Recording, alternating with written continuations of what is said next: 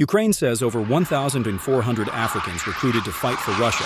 In war, foreign minister accuses Russian government of luring recruits from African countries into suicidal military contracts to bolster its war efforts. Follow this channel, EKO Channel TV, for more updates on international news.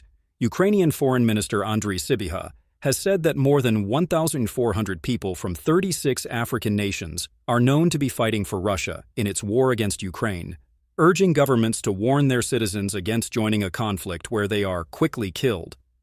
Speaking on Friday, Sybiha accused Moscow of enticing Africans into joining the war and signing military contracts that were equivalent to a death sentence. Foreign citizens in the Russian army have a sad fate, Sybiha wrote on X. Most of them are immediately sent to the so-called meat assaults, where they are quickly killed. Most mercenaries do not survive more than a month, he said. Russia recruits nationals of African countries using a variety of methods. Some are offered money, while others are duped and do not realize what they are signing up for, or are forced to do so under duress. Signing a contract is equivalent to signing a death sentence, he added. The minister's warning came as several African governments acknowledged cases of their citizens joining Russian forces in Ukraine. South Africa said on Thursday it was investigating how 17 of its nationals became involved with mercenary groups after the men issued distress calls seeking help to return home. President Cyril Ramaphosa said the South African men aged between 20 and 39 were lured into joining mercenary forces under the pretext of lucrative employment contracts and had issued distress calls after becoming trapped in the Donbass area of Ukraine.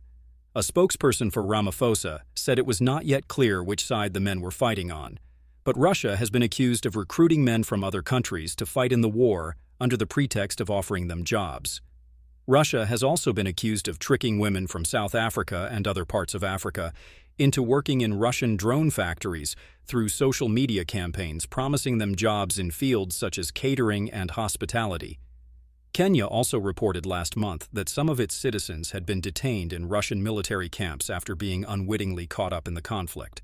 In a post on social media on Friday, Kenyan President William Ruto said he had spoken with Ukrainian President Volodymyr Zelenskyy about young Kenyans who have been illegally recruited to fight in the war in Ukraine, and both agreed to raise awareness of the dangers of such ventures.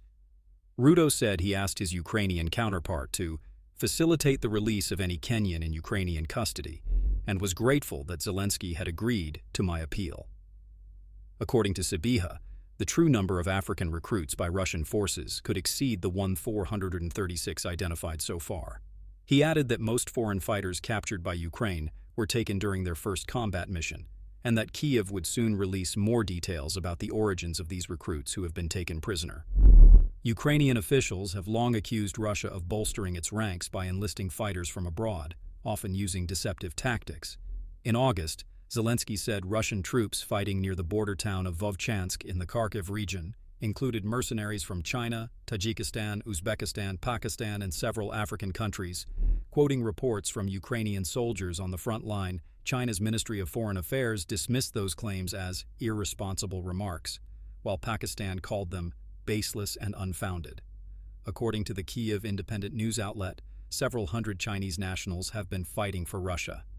After Ukrainian troops reported capturing Chinese fighters in April, Zelenskyy said Russia was distributing recruitment videos through Chinese social media net war.